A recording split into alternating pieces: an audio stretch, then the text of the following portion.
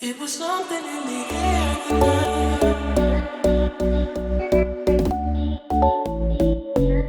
It was something in the air.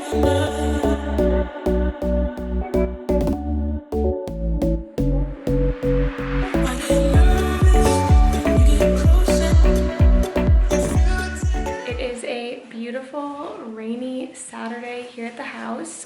We were just doing a little bit of painting, but first eating. I feel like it's really appropriate for us to just constantly eat here, even though we don't live here. It's the perfect way to like christen this house. So Break it in. yeah, we just bought our new paint color. So we put like 4 paint colors on the wall. Then we went to Sherwin-Williams. You crunching chips over there? Okay. Then we went to Sherwin-Williams and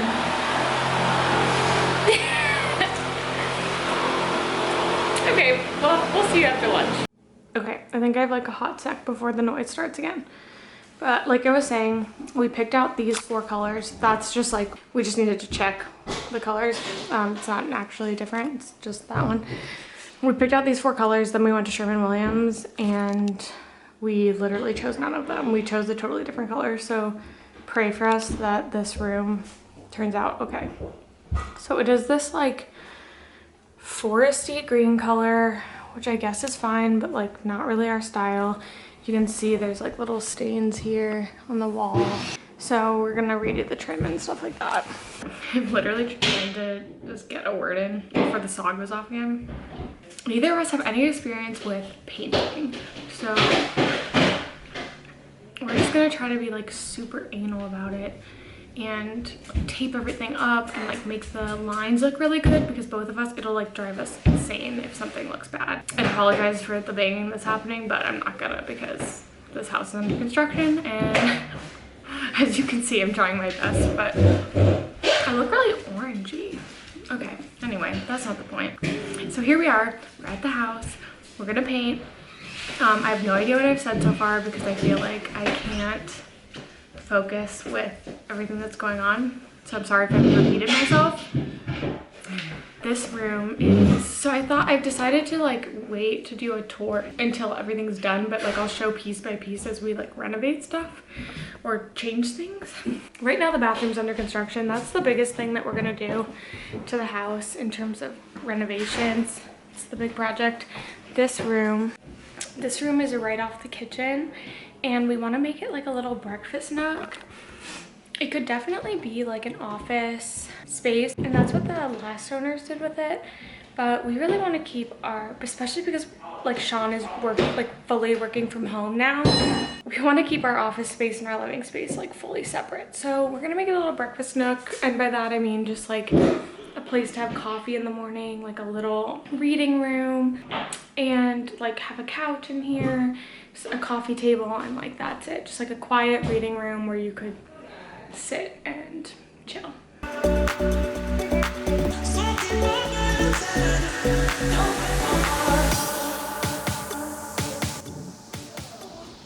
This is where we're at. So we finished like 1 coat of the wall, and I realize it looks like pretty bad on camera, especially because of the green. I feel like it just looks super yellow, but I really think it's gonna be like a pretty beige. I'm straight sweating from painting. I had no idea it was this labor intensive. To all those like YouTubers like Lone Fox and McKenna out there who just do all their DIY stuff and basically like transform their homes, your talent is incredible.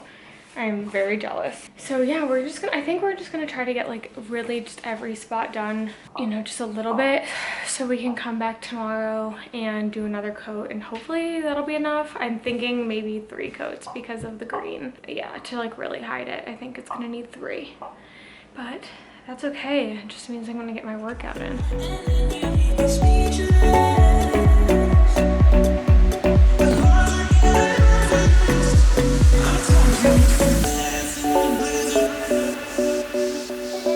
We just got back to the house. It's like 5:20, but because it's dark out, it feels like it's in the middle of the night. We stopped by West Elm to just look at a few couches and a dining table. You know, I figure like while we're spending all our money, we should just get rid of the rest of it, you know, just to be sure that I have officially $0 left. So we're gonna buy a couch and then, you know, never spend a single dollar ever again.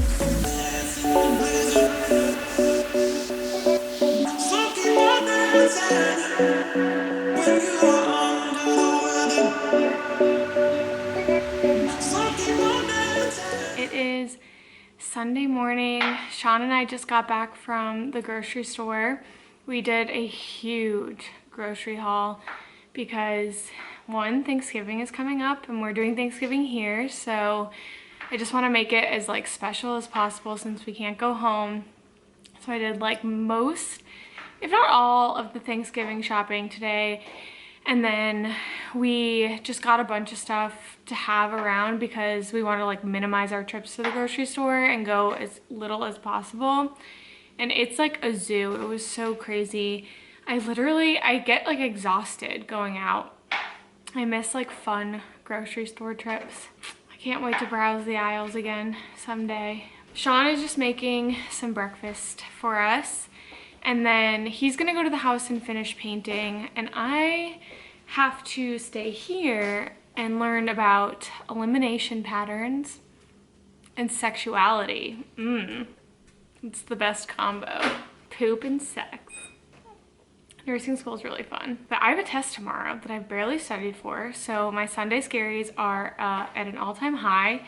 As you might be able to tell, my motivation as we creep closer to the holidays is slowly declining. I'm trying to, since I'm not going home and since I have like Wednesday through the weekend off for Thanksgiving, I'm gonna try to like really get ahead for my final 2 weeks before Christmas because I know all I'm gonna be thinking about is my month off and I'm not gonna wanna do anything. So I'm just gonna try to get like my study guides done because I'm gonna have finals coming up. I'm gonna try to get, I don't even know if I have like how many projects or papers I have. I should look at that and maybe just take that time for Thanksgiving to just crank that out when I can just chill and do it like in front of the TV instead of just trying to cram it in after Thanksgiving, and then I can really sink into Christmas break. So yeah, today I'll be here most of the day. I'll probably try to pop back over to the house, but we'll see. Honestly, I really need to stop procrastinating. I don't know. I had fun painting yesterday and we'll get through this test, and I have like a wound care practicum tomorrow as well, so I need to like look through all the steps of that so I do it right. Basically, I just have to like go in front of a like teaching assistant and like show them that I know how to properly clean a wound and keep a sterile field and all that. So I should probably learn how to do that before tomorrow. Time to eat and then really need to study. It was something in the air.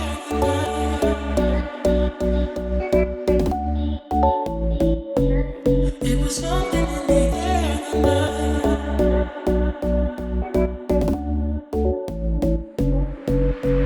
I get nervous when you get closer.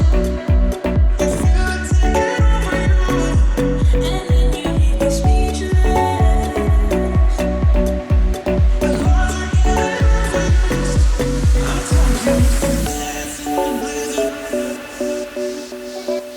dancing in the blizzard. Soaking my dance when you are under the weather.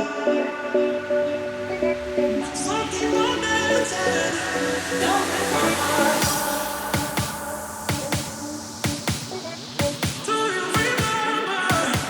Don't break my heart. Soaking my dance, don't break my heart.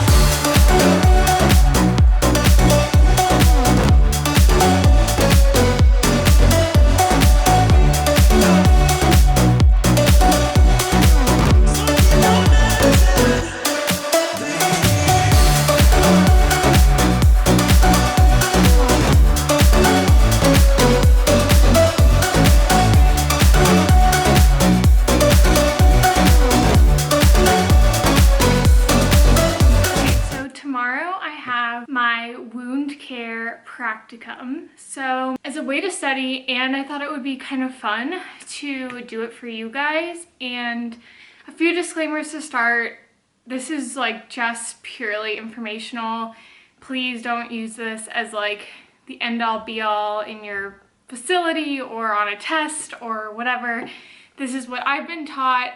Again, I'm practicing, so I might forget something, and things vary from place to place. So with that disclaimer out of the way, I guess I'll just walk through the steps of wound care. Obviously, I'm very limited in my living room because I don't have like any kind of simulation dummy or like wound to work with. I think I'm gonna move this up a little bit.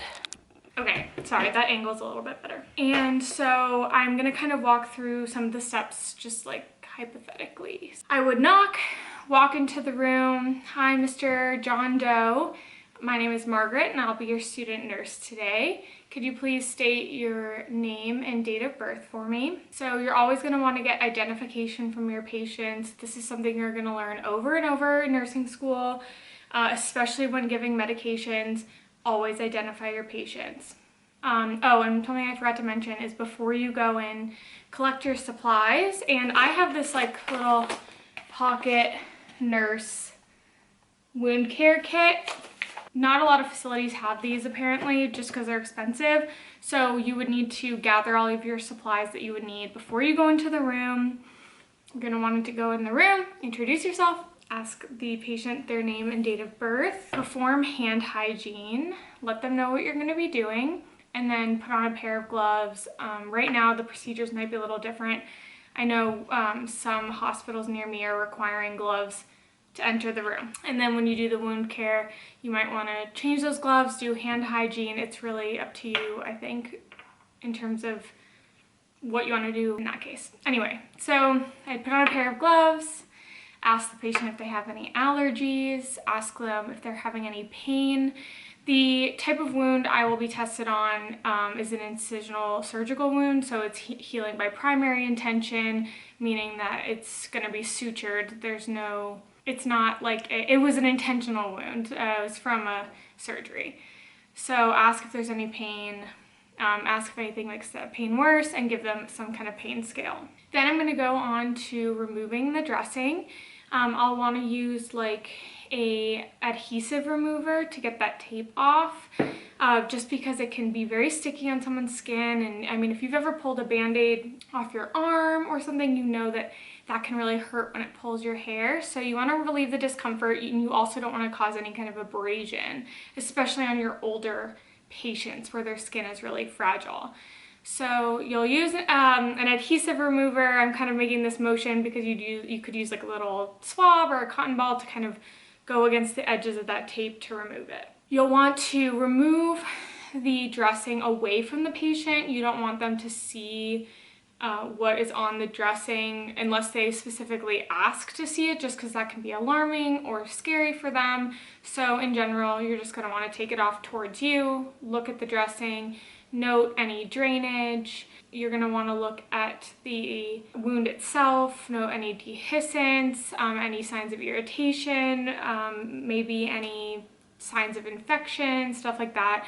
And you can take this opportunity then to count staples or sutures if you'd like. Then you're going to want to discard the soiled dressing, which should be in a specific receptacle. You cannot put soiled things just into the trash can. So at the end of the bed, you should have a little waste bag, or like, it actually looks like my dog's pee pads. They have them a lot in the hospitals, and you can drape that at the end of your patient's bed and place your used material there so that at the end you can just scoop it all up and put it in the proper bin. Great. So we've looked at the patient's wound. Right now we have clean gloves on. We are not sterile. So now we want to set up our sterile field because we are going to dress this patient's wounds. So we're going to want to take off our clean gloves, discard those. This is a good time to do hand hygiene again, but keep in mind you do not want to leave your patient alone with an open wound and with their bed raised up high. So try to do your hand hygiene without like turning your back to your patient. Maybe have some hand sanitizer there to do that. Now we have our nifty pocket nurse. This is where you guys have to bear with me because keeping a sterile field, I never knew it was going to be that difficult. So don't judge me, but comments are welcome. Honestly, I could use tips. So you want to So sterile field is all about a thought process. You just need to think like, what is clean and what is sterile, and what can I touch and what can I touch, and all this. So you want to begin by opening your kit, if you're using a kit, away from you. Then you want to just get rid of anything that you don't need. So just without just digging your hands in there, this is the waste receptacle bag that you could use. I probably will use this during my practical tomorrow, but I'm just not gonna like open it up. Let's just pretend that over here I have a safe place to do everything. And then here's my sterile drape. So the back of it is not sterile, and the outside of this container is not sterile. So I can touch the back of it. And then the outer inch of this is not sterile. So I can touch the outer inch. And I'm just gonna lay my drape here. If you saw me put the wrong side down first, please disregard that. Okay, so this is my sterile field. Usually I'd be working with a bigger surface, but the outer inch of this is not sterile. If anything touches that, you've broken the sterile field and you're done for. You got to start over. So I can pick up the outside of this, and I'm just gonna, you don't want it to touch your sterile field because you'll break the sterile field. This is what I'm saying. Like along the way, there's just so many things that you could do. So you just have to be there, especially while you're getting used to it. You got to pay attention to what you're doing. So you just want to drop these things like that. And you can put this container on the other side. I actually think I'm gonna leave it here because my teacher taught me a nice trick that I think is useful. So keep that near you. Sterile glove time. This is fun. Okay, so you do not want your sterile gloves to touch your sterile field. This can get very tricky because you don't have that much room. Like I know I said I'd be working on a bigger space, but it's honestly not that much bigger than this. So I find that difficult. Things just kind of get in the way. But when you watch these nurses in the hospital, like the not baby nurses, man, oh man, they got this stuff down. So I think it's just about practice. Okay, so I'm gonna open up my gloves. For these purposes, I am gonna show you what they come in. Don't be handling these things like this, but you can disregard this in your pile. They come in these little packages. I mean, like I just said, you don't wanna be handling these like an animal. Just be very delicate with them. And what you're gonna wanna do, I hope you guys can see this well enough, but so we're gonna open it like this. I'm gonna get this out of the way just for right now. Open up here. The outer inch of this is also not sterile. And then I'm gonna kind of go into these little flappy flaps and gently get these babies flat. You just kind of, I don't know, you don't need to like play around with it too much. I think that's what I tend to do, is just like, I just want to like touch everything. You gotta learn to restrain yourself. So the way the sterile glove is set up in here is it's got its cuff folded over. The inside of the glove is not sterile. So when you use your first hand, you can start with whatever hand you want. You want to go in and pick up from the outside, and you can touch the inside of this glove. And of course, this is like all sticky. Do not touch the outside of the sterile glove, but you can use your hand. See how it's cuffed? This is the inside of the glove. That's what's going to be touching your hand and not touching the patient. And do you see how like fun and jacked up this is? Okay, so oh my gosh, thank God I can speed through me getting this glove on YouTube. Otherwise you guys would be here for a while. All right, now this hand is sterile. This part not sterile, this part is. So what we need to do for the second glove, and I like to do my dominant hand first and then use my dominant hand on this one just because it takes like a little bit more finesse, but honestly it's just like, oops, this shouldn't be touching that. Okay, so you want to reach under the cuff. It's gonna be a little tricky on these, but okay. So you want to reach under the cuff because this sterile hand, sterile on sterile. I want to have this sterile hand that has the sterile glove on the inside, which is the sterile part of the glove. Then I'm going to use this hand to help me. All right, and then now we're sterile on sterile, so you can go underneath, do this baby, whatever. I wouldn't fuss with them too much. You can pick this up by the middle because it's sterile. Don't crumple it up or anything, just put it over there. Okay, we're almost there, people. So let's bring back our little container. Let's pretend that's been there the whole time and I didn't just touch it with these gloves. Now I can touch all my sterile stuff on the sterile field. Remember, try not to get it on the outside. So we've got our gauze. I can separate these. I need 3 for drying and 3 for wet. But the trick that I learned from my teacher is sometimes they tell you to pour the saline onto the sterile field. And I find it's difficult because, like you just saw, I had to like rip these apart. So before you put on your sterile gloves, take saline and dump it into your container, because the outside of this container isn't sterile, but the inside with the sterile saline will be. So then for your wet dressings, you want to just fold it up like a little wonton, dip it into your sterile saline, clean the midline of your patient's wound. And this is one of those things that you're going to hear. I've heard different things from the same professor. You can either clean furthest away from you to middle to closest to you, or middle furthest away from you closest to you, from top to bottom of the wound. So you're gonna do dip in the saline, middle, disregard, dip in the saline, furthest away, disregard, dip in the saline, closest to you, top to bottom, disregard. And that's just like right down the middle of the wound, to one side of the wound and to the other side of the wound. You might also get these little swab sticks that are pre-dipped in saline, that you can use these as well. And then if I had 3 more of these gauze, I would take 1 for each, the middle dry, the middle furthest away, and then the closest to me to dry it off. And I would use a different one for each time, but I don't actually have that in this kit. Fine, okay, so the wound is cleaned, and then you're gonna take this guy with its little line, and you're gonna match it down the middle of the wound.